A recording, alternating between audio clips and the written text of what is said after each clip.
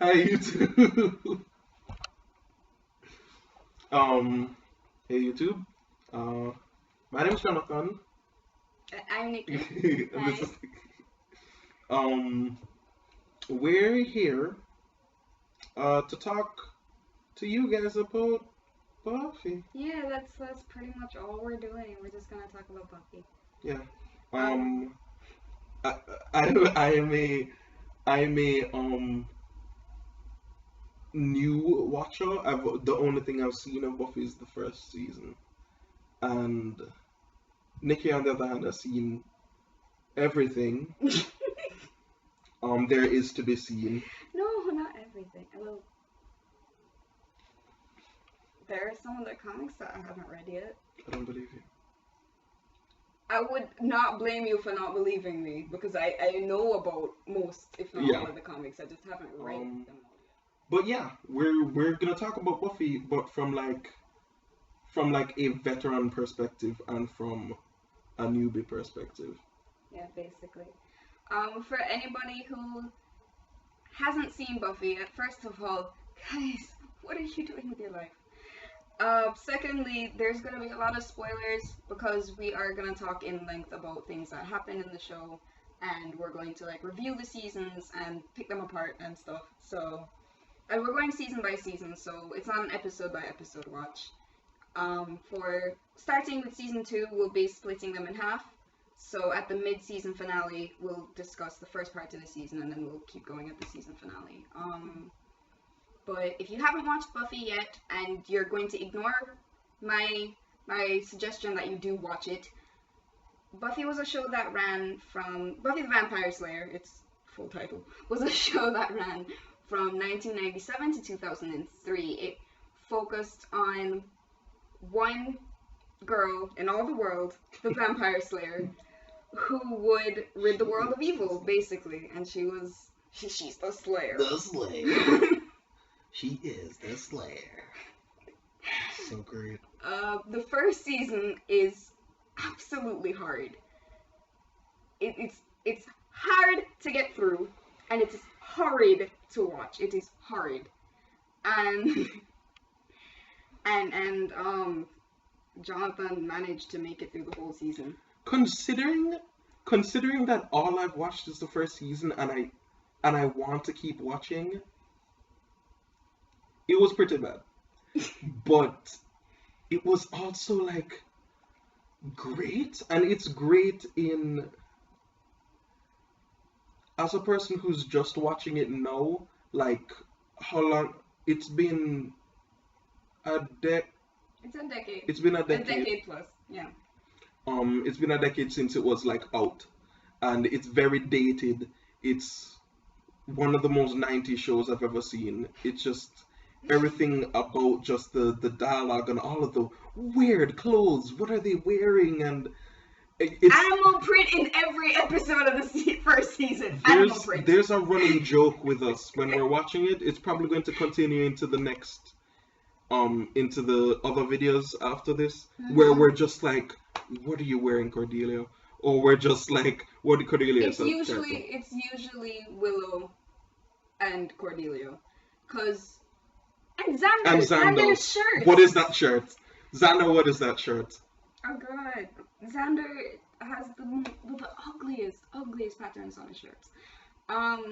We've strayed, which we'll do, and we might edit these parts out. We might not. Yeah. But I wanted to talk to you directly. Like, what Yes. was it like watching it for the first time? Actually, before we even get into that, why didn't you watch Buffy before? I mean, did you ever come across it when you were a kid? Like, was it ever, like, did you ever watch any reruns or anything? Or was this, like, your absolute first time watching Buffy? I did come across Buffy when I was a kid, similarly to how I came across Angel when I was a kid, which is a spin-off of the Buffy series. I probably didn't. You can't trust Kid Me, because Kid Me didn't have an appreciation for many things, and I didn't like a lot of things that weren't cartoons, and I was definitely a kid when Buffy was out. So you would have watched the animated series if it actually came up. Probably. You see, if anybody out there has any links to the people who can produce that show, now is the time to bring the Buffy animated series back. I'm just saying. It Yeah, should it's have like happened, and it should still happen. Titmouse, you didn't get to bring back Motor City for a second season, and I'm sad about that. But you have a chance now To bring to Buffy bring the back animated series. Buffy. You got it. If we had to have a Buffy reboot, I think that's the reboot that I would vote for. Either that or one that had like, as a people of person color. of color, especially like a woman of color who's watching this, and it's just like, you know, this is a great opportunity to have a lot of strong women of color in the show, because it's a show about women, and you can have so many different kinds of women in a show like this, and like you rarely ever get to see a woman of color. You rarely ever get to see a person of color who's a slayer, and in the cases where you do, you're usually watching them die. Yeah. Which is not fun. It's not fun for me, anyway. I mean... And only Buffy can die and come back. Basically. Like, the few people that we see die and come back are usually white people. Mind you, I have only seen the first season, and the only things I know about dying and coming back I know from you. But I feel like that's just a thing. If she did it in the finale of the first season, I feel like it's just gonna become Dragon Ball Z at some point. And it's I mean, it's not as bad as Dragon Ball Z. It's not even as bad as Supernatural. Okay, good. It's not nearly that bad. There is a threat of her actually dying. The issue with me and not watching it as a kid, which I'm ashamed to say, but it's expected because of the way that I was raised and like the culture that I'm Buffy was a goyle. Oh, okay, so it was a girly show. It was a goily show. I mean, she was like stabbing vampires in the heart with wooden stakes and like fighting kung fu with kung fu vampires. When you become a vampire, you get kung fu powers, by the way.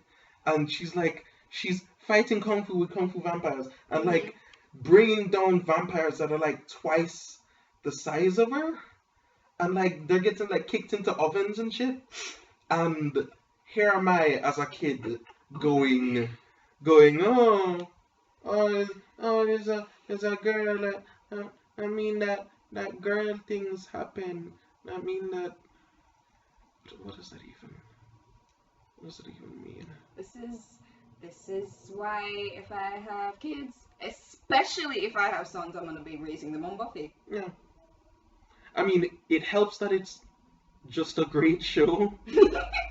like objectively, it's just a good show. But on top of that, it's like.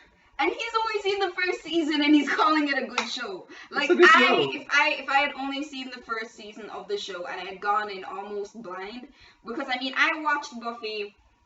Like growing up, I did watch Buffy. I watched more Angel than Buffy, but I loved Buffy more.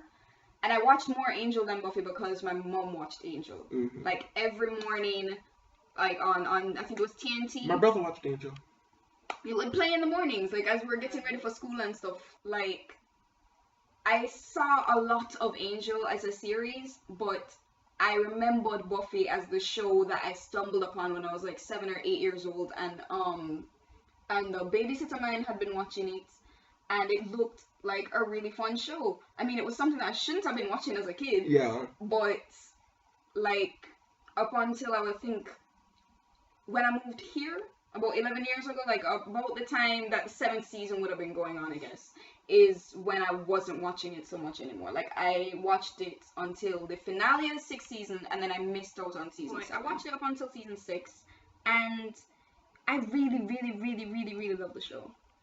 So rewatching it, you know, was a lot of fun. Watching season 1 was so hard though. Really? And yeah, it really was, because I know what the show ends up being. So I mean, I feel like if I had gone into it blind and I'd seen the first season, I was gonna have 1 or 2 reactions, which is, this show, it's corny, but it's not so bad. I'm gonna keep watching. Let me see where this goes. Or I could just go, no, this is crap. I'm gonna just. I mean, it's funny sometimes, but it's also really bad. It's hard to watch. I don't know if I can keep watching. It's pretty bad. It's just like, I don't know if this speaks to the creativity of the writing on the show or to just my own general open-mindedness in terms of watching shows. Like, if you ask me to watch, um, if you ask me to watch something and I will watch like the whole episode. If you ask me to watch, like, just sit down and watch, like, just watch like these couple episodes with me, I will watch all of them because you've asked me to. Mhm. And if they're horrible to me, then I'm going to find the best thing that I liked about them and then say what I thought everything else was. This is just. But, like, there are just so many things I appreciate about the series coming into it blind, having not watched these episodes before. But at the same time, I'm kind of looking at it at a meta metatextual. Is that what it's Mhm. called? You mean where you're looking at it basically from the outside as like a production standpoint Yeah. and just going, well, I know. One of the comments that would recur when we were watching the episodes was that I would just keep thinking about the fact that a lot of the tropes that Buffy uses existed before Buffy, but Buffy kind of pioneered them. Like they As in, like, put them in the spotlight. yeah, they made them more popular, and like these tropes are now run of the mill in writing today. But back then, this is like where the brunt of that strength came from. Um, and I find it's like a legacy kind of, Yeah. and so I Buffy's have left a. its mark on a lot of supernatural shows, especially. Mhm. Like, I've started watching Charmed recently and going through, and I'm in the 6th season now. And while I can see things in Charmed that maybe Buffy got inspired by Mhm. because it was running at about the same time, but Charmed had started later, like, for the most part, I can see Buffy all over Charmed. Yeah. And when I'm watching Supernatural, especially like the first few seasons, like the first, I'd say like up until season 4, especially, like I can see Buffy all over Supernatural, and it's like shows that I'd watched before, like Supernatural shows that came before Buffy, Mhm. usually much worse quality than Buffy. First of all, and secondly, even if they were good, they were nothing like Buffy, which shows me that Buffy did like leave an imprint of this is how a supernatural show will work Mhm. all over television. So that's interesting to me. You were talking about like when you're going through the episodes and everything that you'll see different tropes and whatever, but like which of the episodes do you feel like that was most memorable with? Like which of the episodes really stick with you? Truthfully, I can't. I know that this isn't the most significant one, but I can't remember the most significant one right now. Mhm. The one that I remember immediately is the first episode where another thing that will happen. This is related. Another thing that will happen is that because these tropes are so prevalent today, I can see the writing, but it doesn't make me upset that I can see the writing when it usually would. Like Yeah. I don't want to be able to go, oh, and then this is going to happen next. But I can see that with Buffy, but it's just like knowing that that wasn't really a thing that happened a lot back then. I appreciate it so much more. So it's like first episode, first scene, um, guy and the girl, and the girl Oh, is what's her face with the yeah, guns, right? Darla. That's It's Darla. Darla. Um, Darla and the guy, and they're like, oh, so because we know at this point that they're vampires at this point in this, or did it just start and no, we that's the didn't very first sequence, and the very first very first sequence? the very first sequence. And unless you're familiar with what's the concept of the Yeah, show yeah, and yeah. what's going to be going on, you probably have no idea what's happening. So Darla comes into the no, the guy breaks into the school. Hmm. Guy breaks the window. They hop into the empty school compound, and they're walking around, and the guy's acting all weird and creepy, and she's like, "Wait, I heard something." And he's just like, "Maybe it's something." Thing. And just like, look at my hair. And I think the idea behind that was just that in any horror movie up until that point, when you see that going on, the obvious thing that's going to happen is that the guy is going to be the vampire. She was wearing a schoolgirl outfit and everything. It was beautiful. And then I was just like, it's her. And then she's like, good. Vampire face. I was like, yes. I was like, yes. That's great. This first season especially, I feel, is all about breaking that trope where the girl walks into the dark alley and gets attacked by the scary monster. The blonde. Mm-hmm. The tiny especially the tiny blonde, which Buffy is the antithesis, I guess, to that tiny blonde, because she turns around and starts kicking your ass when you try to attack her in the dark alley. Or in the case of Angel, she like swoops down from a pole that she was hanging on to for like a full minute. She's just like upside down, doing a handstand. Which she never does again. That and the jumping over the gate. Yeah, they're just like random bits of gymnastics. Never again. Right, but I felt like that was also an attempt to kind of play on that trope, because you know, it's a guy leading her into a dark corner and he could like take advantage of her or whatever, but she turns out to be the scary monster. That's great. I'm able to remove myself from the fact that I know what Buffy is about. So like, I know from you, I wish I didn't spoil so much for you. I had no idea you were going to actually watch the show. That's okay. Because I mean, how I work with spoilers. You'll just but forget with me, spoilers. I forget that I heard a spoiler. My brain will just turn off spoilers. Yeah, it'll put on a tag. It'll use Xkit and it'll put on a tag and just take off spoilers. And I just don't remember until after I've seen the thing, and then I go, "Oh, you told me about somebody this." spoiled this for me. We call it. So having I'm watching it, and I'm just like, I don't know what Buffy is, and so I'm watching it, and I'm looking at the premise, and I'm looking at that as a theme, just like the subversion of the helpless blonde trope in the horror movie.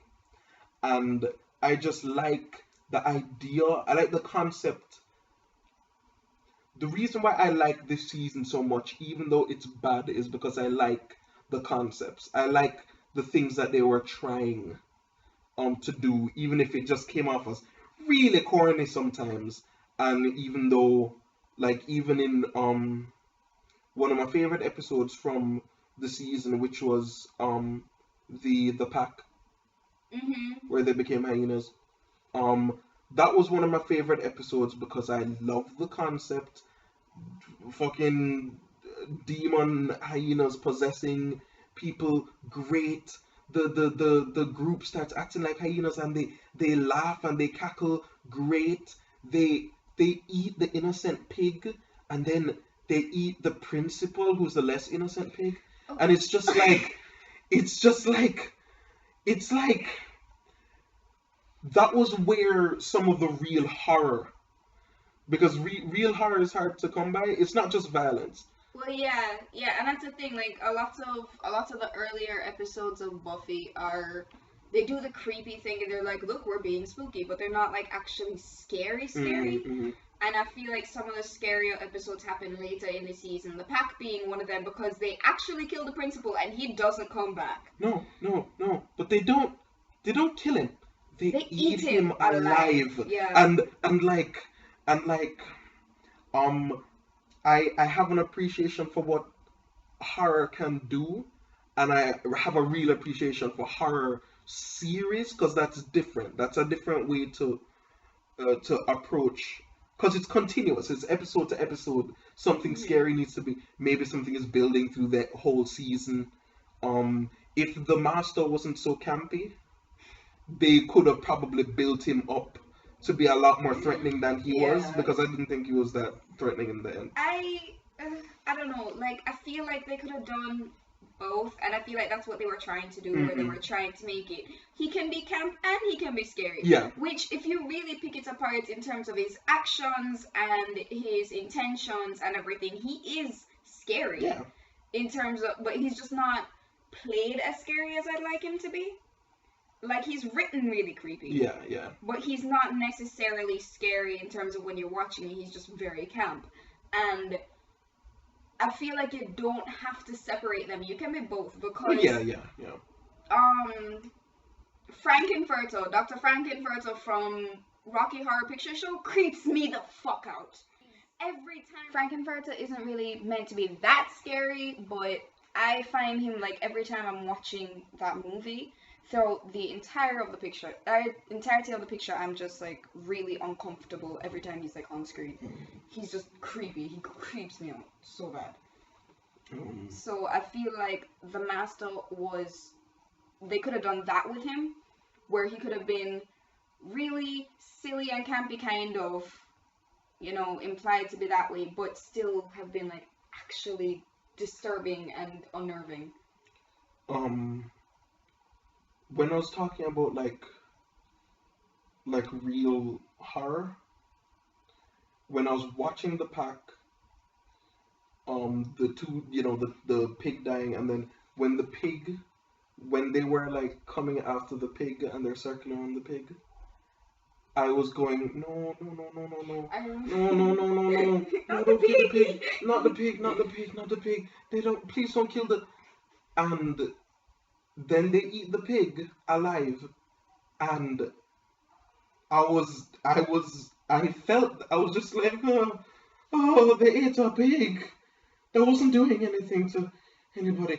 And then they eat the principal, and the status quo just changes completely. This isn't a cute, jokey. I mean, it was already not cute when they ate a pig, but they eat the principal alive, and like Giles comes in the library and he has the exact same expression I do, where I'm just like,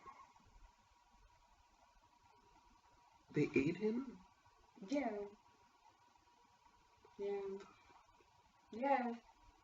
I mean, I feel like that might be the part of the season where the tone kind of shifts and you realize, wait, this is like real death. Mm-hmm. Because up until that point, we see people dying, but they're kind of like the setup victims, where it's just like, you know, like a procedural crime show. Yeah, where it's like not a victim. It's not a main character. It's not the one who. It's not a recurring character. It's not somebody that you got to know or anything. So, yeah, that's when you realize that, oh wait, people die. But it's like, in terms of creepiness factor, I was trying to think of somebody who, because you have your example, you have Dr. Frankfurter. Frankenfurter? Okay. Dr. Frankfurter. You have him.